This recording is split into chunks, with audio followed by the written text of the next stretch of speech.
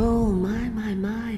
I think I have gentlemen callers again, but not the way I used to, not the nice ones. I hear them, and they're not very polite ones either. Granny Rags, let us in. Oh, well, they'll go away again if they know what's good for them, but what a bother. Use the key to the front door, love. You'll see to those ruffians, won't you? Come along with us on an idle ride through the latest science fiction and fantasy shows, movies, and video games.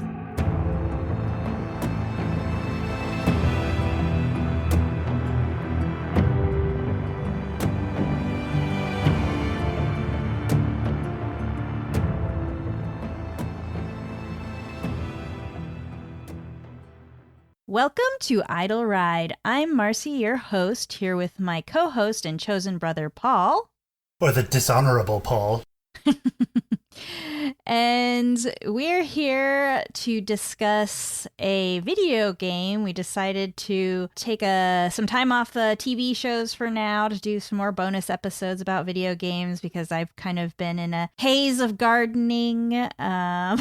It's summer. Like, we got to go out and see the sun, get the vitamin D for the year. It's true. And so these video game episodes are fun because either one or the other of us gets exposed to something that is new and different to us in terms of video games, and we both like video games and like to talk about them. So yes, we decided that we were going to discuss Dishonored, which I had not played before, but kind of has a similar semi-post-apocalyptic feel to maybe some of the shows we've been watching and talking about, particularly not so much Last of Us, but I think Fallout, the TV show, which we're going to be reviewing, has somewhat of a similar feel to this because that's more like the first-person Fallout games 3 and 4.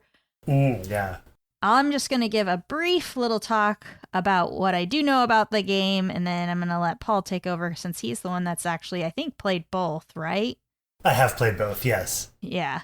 So I guess it came out in 2012 and was developed by Arcane Studios and then published by Bethesda Softworks. And then it's an action-adventure game with that first-person perspective, but it's kind of like a stealthy type game. So I'll let you take over from here, Paul, with that little intro. Yeah, sure thing. Yeah, I consider Dishonored perhaps the best FPS stealth shooter ever made.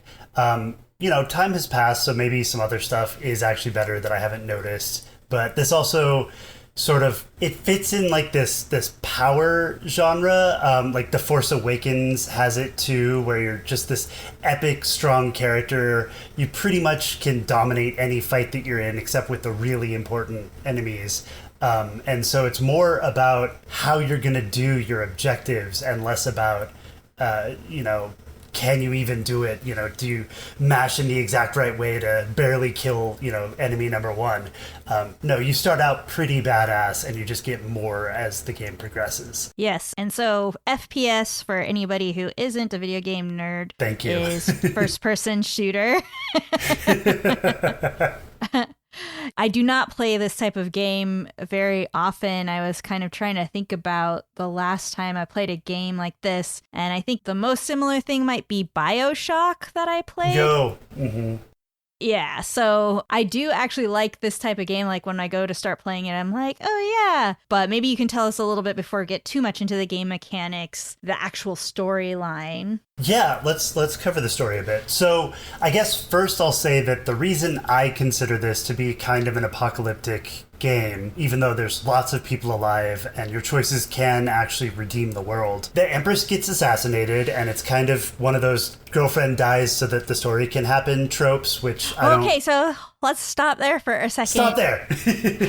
Sorry, I already have to interrupt because the moment I started playing this, I was like, oh, is he in love with her? Like, because I am such a shipper, like, in anything that I do. If I play a video game or watch a movie or watch a show, like, I get a ship. I was immediately like, oh, are they boning? I was like, is Emily his daughter? I'm like, oh my God. And so that first scene in the, like, because all I played is a very little bit of the first one. is the Empress. Like, you're talking to the Empress. You returned from this, like, journey to try to get help for this plague. And Andrew, he heard me from the bedroom as she gets assassinated. I went, oh no. And then I'm like, oh no. Like, when like the little girl gets kidnapped. And like I come in from playing the game and Andrew's like, what was going on in there? Like, why were you saying, oh no? And I was like, well, because I was already invested in this romance and it ends in like 2 minutes. Sorry. Okay. Yes. No, I fully agree with you. Like, they set it up really beautifully. It still is a trope that the woman has to die for the story to happen. Iceboxed already. Yep. But she's treated respectfully and with some degree of care, where she is the Empress. She was generally regarded as a great Empress. Like, everyone loves her, basically.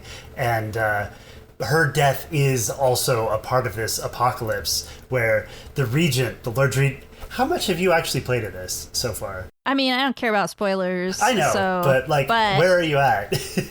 So I just got my magical powers, and I'm going to kill some religious leader. I can't remember his name, but I've also just met this, like, granny hag or granny something. And so I'll talk about that later, but I was like, Susan Sarandon's in this game? Like, what the fuck? Anyway. Yes. So the Lord Regent he was directly responsible for this rat plague that he was trying to kill the poor people, as you do, and it got out of control, and you are basically directly tied in fate to the city. The more people you kill, the more rats there are, the worse the plague gets. So in the high chaos version of this game, it is an extreme apocalypse. The last chapter is wildly different from how I played it. And yes, it's an apocalyptic game. I like to play games, and most of the time I like to play games where there's turns, because I am so bad at in-game controls. And I've already murdered like so many people in this game, and I'm like, why won't left control work? Like, just choke him out. Why do you have to slit his throat? No. Because, like, I know that you're not supposed to, but, you know, you cannot kill everyone. And so far, I've maybe, like, put 4 people to sleep. Like, I guess I just have to spend all my money on, like, sleep bolts, because otherwise I'm just going to slit everyone's throat. Well, there are charms that you can get that make it so the choke out is a lot faster, and that is absolutely mandatory if you want to not kill. And I think you get it pretty early on, but yeah, you really do have to, like, hold that control button, and you got to just listen and wait for them to pass out. And if you let go of the button for a second, they headbutt you, and you got to kill them. Oh, so you're, like, holding it down when you walk up behind... Okay, I'd push it as I would go up to them, so hold it down as you're walking to that. No. You hold it down after you've engaged it. So, like, the second you decide to start choking, you have to hold the choke button. So, but isn't it like when you're in the crouch? Sorry, I have to, like, get instructions from Paul while we're talking about that. Live game tips. Yeah. So, like, you're in crouch, and then you press, like... You're going to slit their throat, the right button, the mouse button. Yeah, the mouse button, I actually haven't played it in this past week, but I have a lot of memory. Anyway, like, so I'll try just holding it down. Either way, I haven't even gotten to the point where, like, the arm is around the neck. He just slits his throat every time. Okay, so maybe I know I'm doing something wrong, but anyway. You're Lenny from Mice and Men. You're like, I don't know my own strength. I don't know why my hand decides to slice instead of choke. Yeah, so the story. So you are immediately after this cutscene of the Empress being killed by these teleporting assassins, framed for her murder. And you're in prison. I think 6 months go by, and, like, this is the day of your execution. The Regent decides to have a little villain brag at you and tells you he did it all, which, you know, is supposed to make you mad. And then some people, like, leave you a note, and one of the guards, one of them, you'll never know who, unlocks your cage, and now you're free.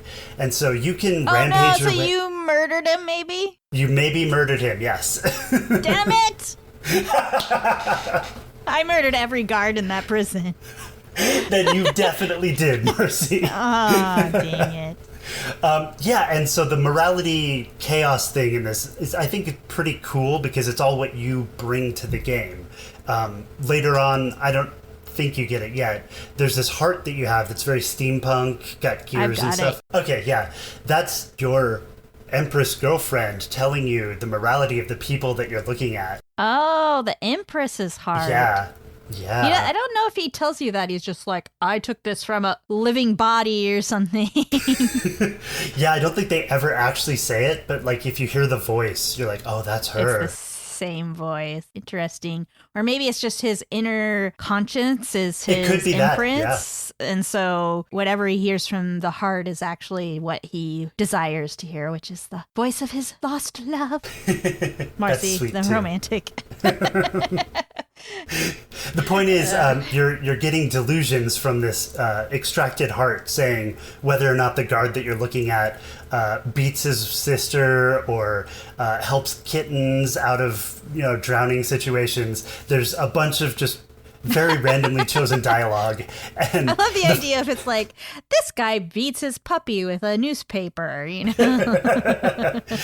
So yeah, the first time I played through... From John and Alex Hate Stuff. I get that reference. Yes, the first time I played through, I would stop and look at every guard and I would judge them. And if they were like abusers or murderers, I'd be like, that one's gonna die. So, yeah, I had a lot of lethality in my first playthrough. So you break out of the prison, a guy named Samuel rescues you on a boat, and you go to the Houndstooth pub, and that's where the resistance is, and you get introduced to all these, they're secret ex-government, like, loyalists. They're loyalists to the old Empress, and they want Emily, your daughter, back so that they can put her back in the throne, and we'll get to that. Oh, it is his daughter. I mean, presumably. Oh man, I've already made like this huge backstory that may or may not even be in the game, but it leaves a lot for you to interpret, and that's something I like about it. Canonically, I believe it is. The main character's name is kind of weird. Corvo Atano. Atano.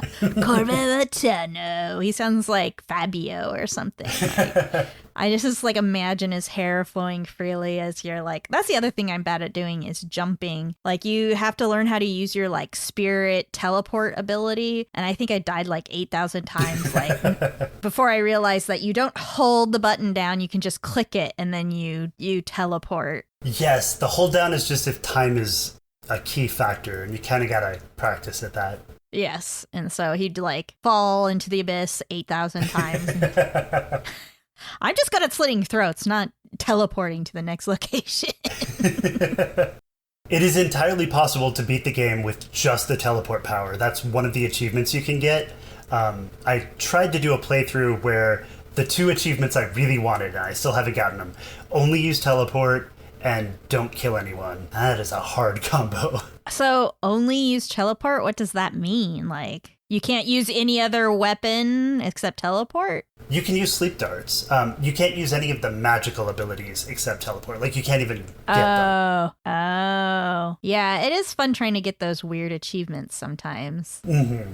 So the first main mission, the loyalists tell you, hey, the High Overseer knows where Emily is. So, like, go kill him, figure out where Emily is. Maybe not in that order.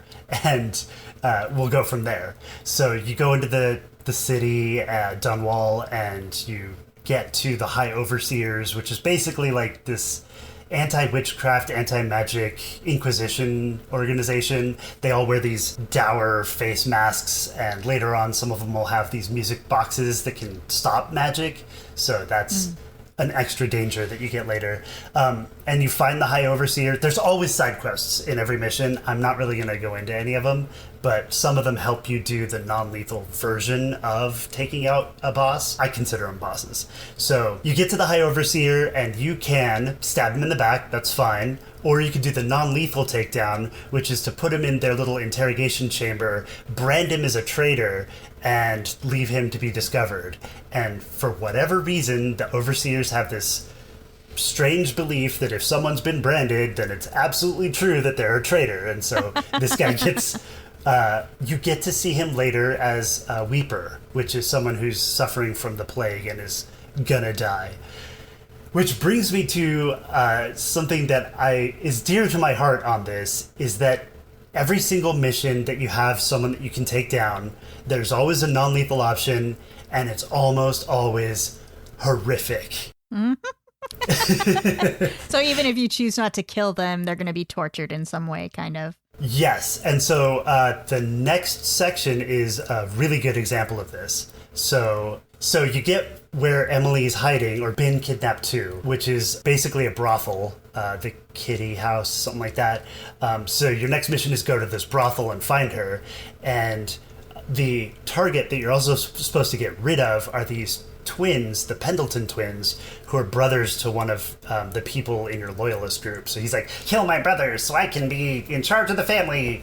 And so when you get to those guys, you can either kill them, or you do a mission that gets someone to volunteer to abduct them and take them to the mines, because they have like a silver mine. And so they end up, I think their fate is their tongues get cut off so they can't talk, and like they're blinded or something.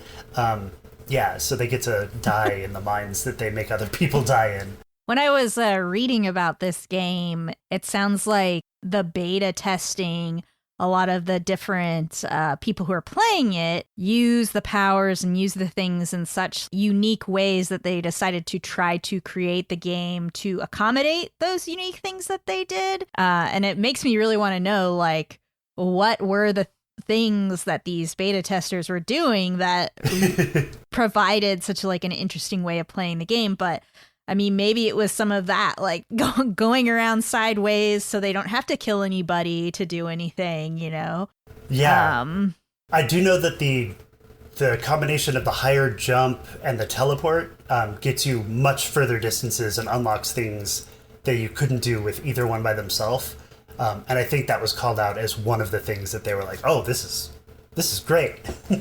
Ah, cool. Yeah, I think you and I like to play these games that put you in these moral conundrums of like, no matter what you do, your choice is still going to have a consequence that you're not going to necessarily be happy with. And it's hard for me, like, to play those games because I really do have a hard time making like bad choices, even though like just killing somebody is actually a lot easier than like making the choice to have them be tortured or something, you know? You know, I'd actually love to see that in a zombie show or whatever, where it's like, you killed my brother. And then the response is, did you want me to torture them and leave them alive and miserable? Yeah.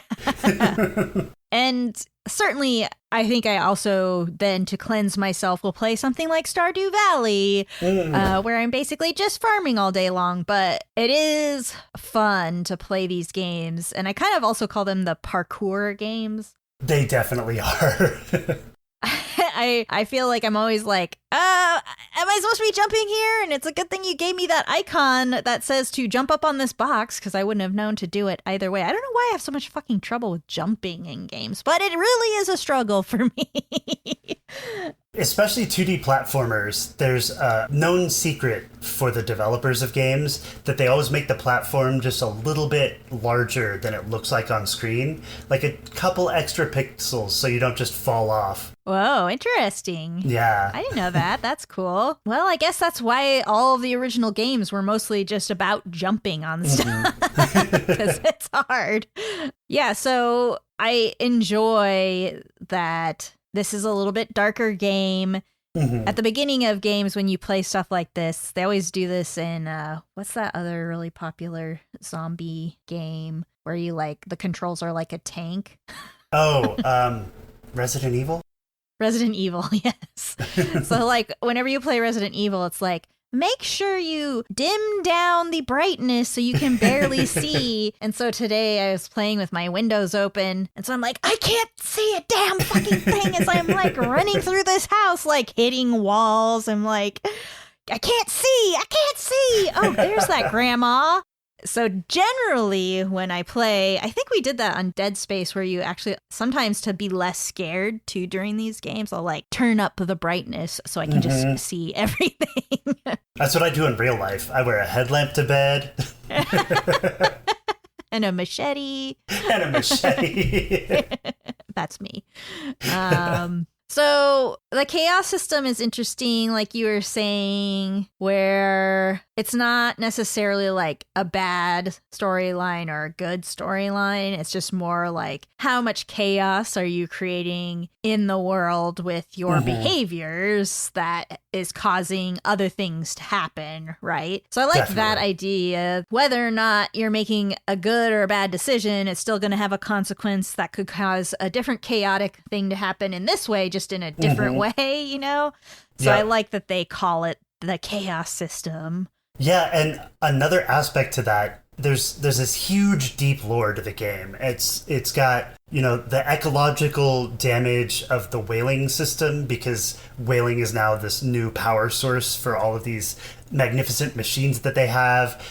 There's books that are telling you about the lore of the sailors. There's people writing diaries to each other. So, like, you know how both you and I will, like, read everything in the game, Everything. Right? And, like, I won't move on until I think I've, like, looked at every little corner of whatever space.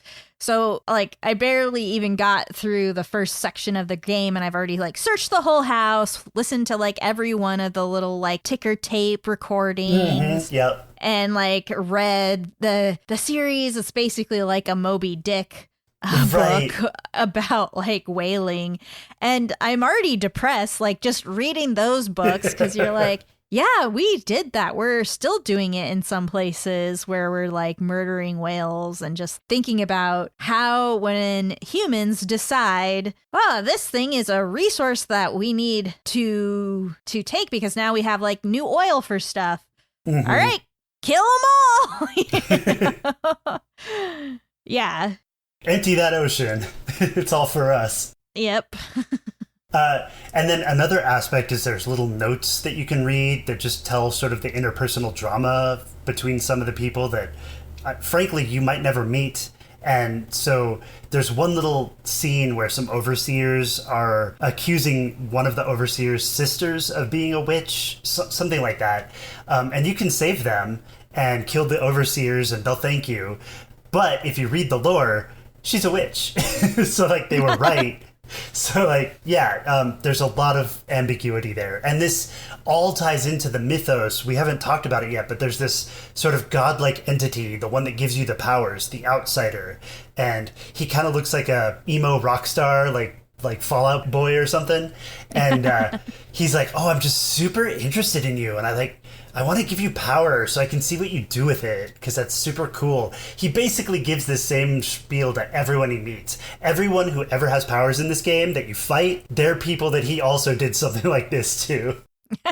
Is he like the guy that gives you the symbol on your hand that you talk to? Him. One thing about these old school graphics that I am always like, everybody looks like they're a gaunt skeletal man. Like, they look like they're dying. Like, even when they're supposed to look buff, they're just like, their faces there's so much contrast, I guess, in the like the facial features that like contrasting colors, I mean, that it's just like, are you some kind of skeleton beast? Like, I mean, I'm joking, but it just, because of the color schemes, too, that they use, it's like not bright and cheery, right? So all of their faces, they just look haggard.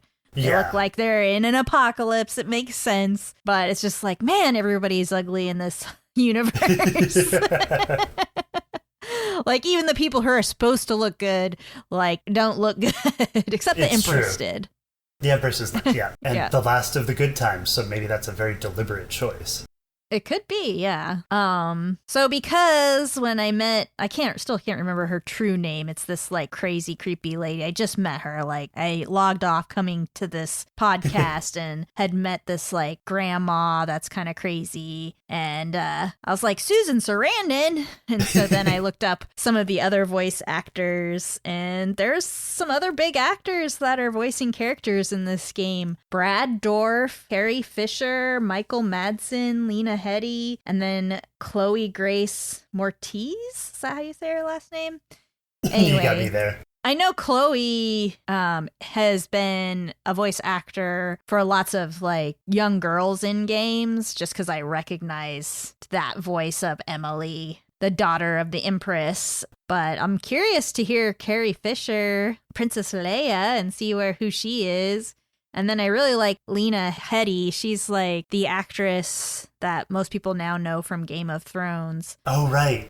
Now, I've actually been watching her in this new show called Beacon 23 that's about these lighthouses of space that are places where people can go to through dark, like black holes and stuff. And it's kind of a curious mystery. I've only watched a few episodes, but it's kind of fun. And despite how unlikable her character was in Game of Thrones, I did watch 3 seasons of it, and she is an incredible actor. Mm-hmm.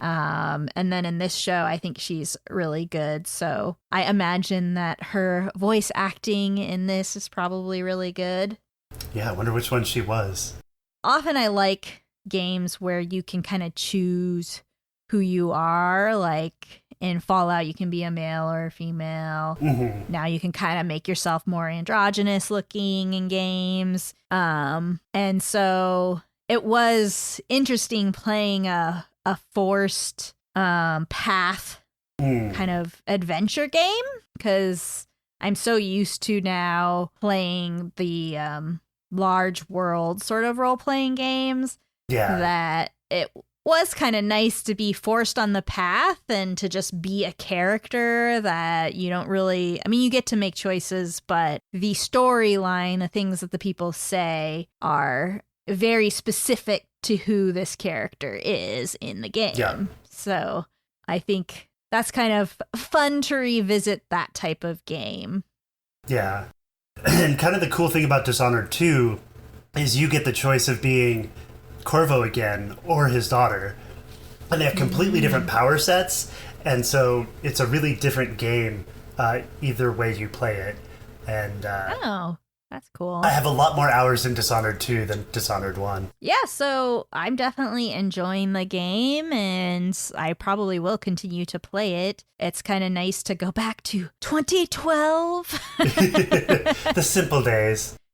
I guess I did want to say, like, the most difficult choice in terms of, like, I want to do a non-lethal, but, like, I didn't want to do that non-lethal, is the Lady Boyle's Mansion. It's a completely different level from any of the other levels. You're not supposed to kill anyone. Once you get into this, it's a costume, like a masquerade ball. And so you go in, there's a guest book that you can sign, and you can choose to sign it as yourself or someone else. And you're wearing your own mask, so everyone's like, oh, how bold of you to be that horrible person. And you have to do this sort of puzzle to figure out which Lady Boyle is the Lady Boyle that you're trying to eliminate, because there's 3 of them, and they're wearing different things, so it's like, figure out the clues, and it's randomized, so it's not like I know it every time I play. And then when you find out who she is, you can take her down into the wine cellar, and there's a guy who loves her. He wants to abduct her and take her away to a life where she'll never cause problems in the world again, which is basically a sex slave. Yeah. Oh, I thought your character could have sex with her. Oh, but... no. The Lady Boyles all flirt with you, but no, Corvo is a one-woman man. He's pining away for the Empress that we only get to talk to for, like, under 2 minutes. Yeah. Anything else you want to go over? Yeah, so I've played this game through at least 3 times, and I still never do the high chaos choices. I was looking at my achievements. I've only got 51% of them in this game, and all the ones I don't have are easy to get. Like, kill a person with each different weapon type in one playthrough. I didn't do that, apparently. There's like, well, don't worry, Paul. I'll do the high chaos for you just because I can't control how to kill people. Be sure to also possess a body and then shoot at someone else and then possess them so that you can have a person killed their friend. Aww. That's an achievement, I think. Wow, that sounds like a lot of button pushing and a skill with buttons that I probably don't have, but maybe. Yeah, I think that's most of it. I mean, I didn't get through the full plot, but basically it's you're abducting or you're killing or non-lethally getting rid of multiple targets. You acquire a couple friends that, you know, you have to convince to be on your side. Your whole loyalist group betrays you once you get rid of the regent because you finally get rid of that guy and you think, hey, the game's almost over. But yeah, they betray you because they want to put Emily in charge under like their rule. And so then the rest of the game is to take out the people who betrayed you. And then so the low chaos ending, you've got the 3 people left, you know, and the abducted daughter. So you can just go save her and leave them. That's fine. Or you can like kill all 3. And I've heard that in the high chaos version, there's actually like little showdowns you can have with those guys. And there's like a climactic last scene where he's holding your daughter and he's at the edge of a cliff. And when you shoot him, he, you know, takes her down with him and you can barely save her. But you can choose not to save her too. Whoa! I did not know that until like a week ago. Wow. That is just wrong. It is wrong. Yeah, and it's the darkest ending. Ooh, maybe I should challenge myself to do the darkest ending because I've never done that before in a game. That'd be interesting. It would be interesting. I'm trying to think if there's anything else that I've played from Arcane Studios. Ooh, I know good Bethesda obviously does all the newer Fallouts, and then they do Skyrim, right? Bethesda. Yes. So, I mean, they're obviously good at making worlds that are really fleshed out, and I think that this already feels like I've been able to access tons of lore and get the feel of the world. So I always do like Bethesda games, but sometimes they're really hard to finish because I'm a person who wants to look at everything, and then I get overwhelmed by looking at everything, and so I'm like, I can't do this anymore. Yeah, and I think on later playthroughs, once I understood the gravity of all of my decisions, this is stupid because there's no game mechanic punishing you for this. I don't steal from people unless they're guards anymore. Oh my. Because it's like, this lady's probably got to feed her kids and like... Do I really need to like get more ammo for my sleep dart when I can just choke a dude out anyway? That's funny. Yeah, so go back and take a look at Dishonored if you're looking for kind of an action-adventure stealth FPS, as Paul's fancy acronym. Way to bring it right back around. Yep. And I think we're going to talk about Fallout 1 and 2. And then... Thanks to Marcy's help today, I have gotten past the opening door. Yeah, we're going to talk about that on that next episode. Spoilers for our next episode. I had to walk Paul through the very basics of the beginning of Fallout 2. Look at your inventory. We're going to review Fallout 1 and 2, the game, and I think then for the next episode, we can just do Fallout 3 and 4. Cool. I don't think we need to do tactics. It's way different than the other games. And is New Vegas going to be a part of that? I mean, New Vegas, I kind of lump in with Fallout 3 because they're similar. They're made on the same platform. They're slightly different. I mean, there's different stories, but we can touch on it. But I don't think I ever finished New Vegas. I don't know if you did. No, I've never finished any of those first-person Fallouts, but I love the start of New Vegas. Ah, yes. Cam Harrison from Green Shirt Podcast has a hard-on for New Vegas. Maybe I'll get him on that episode and he can talk about it. All right. Well, thank you for listening as always. And we're going to do a couple more bonus episodes and then we're going to get into the Fallout television series, which was amazing. Hell yeah. All right. We'll talk to you later. Bye. Bye.